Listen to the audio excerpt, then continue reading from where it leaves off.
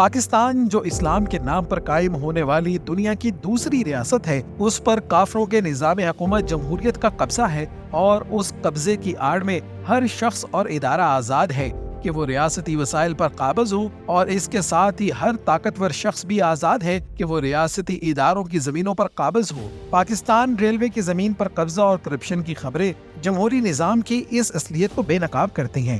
گزشتہ 3 سالوں میں ریلوے کی زمین کو لیز اور لائسنس پر دے کر 13 ارب 93 کروڑ روپے کمائے گئے، لیکن ساتھ ہی 13,122 ایکڑ زمین غیر قانونی قبضے کی نظر ہو گئی ہے، جو پاکستان ریلوے کی کل اراضی کا تقریباً 7.7% ہے۔ سب سے افسوسناک بات یہ ہے کہ ان میں سے کئی زمینوں پر سرکاری ادارے قابض ہیں۔ یہ سب ایک ایسے نظام میں ہو رہا ہے جو خود کو جمہوری کہتا ہے، لیکن حقیقت یہ ہے کہ یہ نظام کرپٹ، نااہل اور کرپشن زدہ ہے۔ اس میں طاقتور کو کھلی چھوٹ ہے، جبکہ عام آدمی فائلوں، رشوت اور دھکے کھانے پر مجبور ہے۔ اس بوسیدہ جمہوری نظام کا قانون صرف کمزور پر لاگو ہوتا ہے۔ اس لیے اب ہمیں یہ سوچنے کی ضرورت ہے کہ کیا یہی نظام ہمیں ترقی دے سکتا ہے؟ کیا یہی نظام عدل قائم کر سکتا ہے؟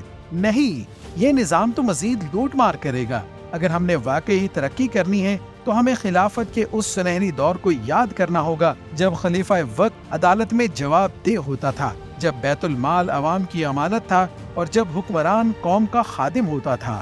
اسلامی خلافت میں قانون کی حکمرانی تھی، کسی کو زمین پر ناجائز قبضے کی جرت نہیں تھی۔ اگر ہم واقعی انصاف اور خوشحالی چاہتے ہیں تو ہمیں اس جمہوری نظام کی بجائے اسلامی خلافت کے عادلانہ نظام کو اپنانا ہوگا، ورنہ نہ صرف ریلوے کی زمینیں بلکہ آنے والی نسلوں کا مستقبل بھی برباد ہو جائے گا۔